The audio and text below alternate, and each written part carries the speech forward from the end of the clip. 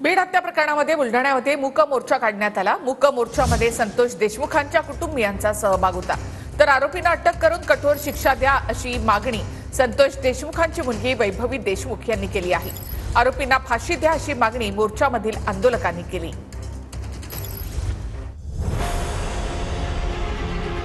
बीडमधील सरपंच संतोष देशमुख हत्या प्रकरणी बुलढाण्यामध्ये मूक मोर्चा।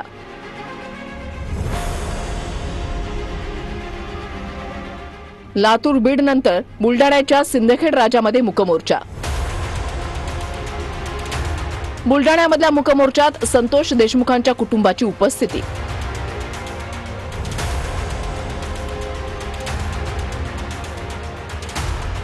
आरोपींना लवकरात लवकर अटक करून कठोर शिक्षा द्यावी अशी मागणी वैभवी देशमुखने केली आहे। मुख्यमंत्र्याला मी एवढीच विनंती करते की तुम्ही लवकरात लवकर माझ्या वडिलांना न्याय द्या आणि जे आरोपी आहेत त्यांना लवकरात लवकर अटक करा। तुम्ही शिक्षा त्या आरोपींना द्या।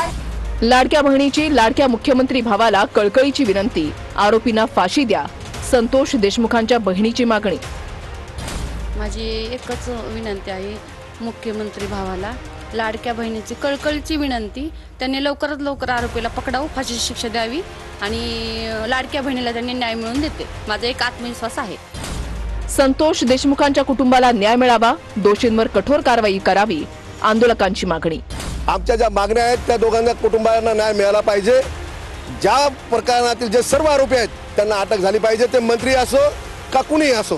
त्यांच्या पदाची पर्वा न करता त्यांना आत्ता त्यांचा राजीनामा पहिले घ्या, त्यावेळेसच जनतेला खऱ्या अर्थाने न्याय हे शासन मिळवून देईल असं मला या ठिकाणी वाटतंय। राजकीय पाठबळ असल्यामुळे हत्या प्रकरणातील आरोपींना अटक नाही असा आरोप आंदोलकांनी केलाय।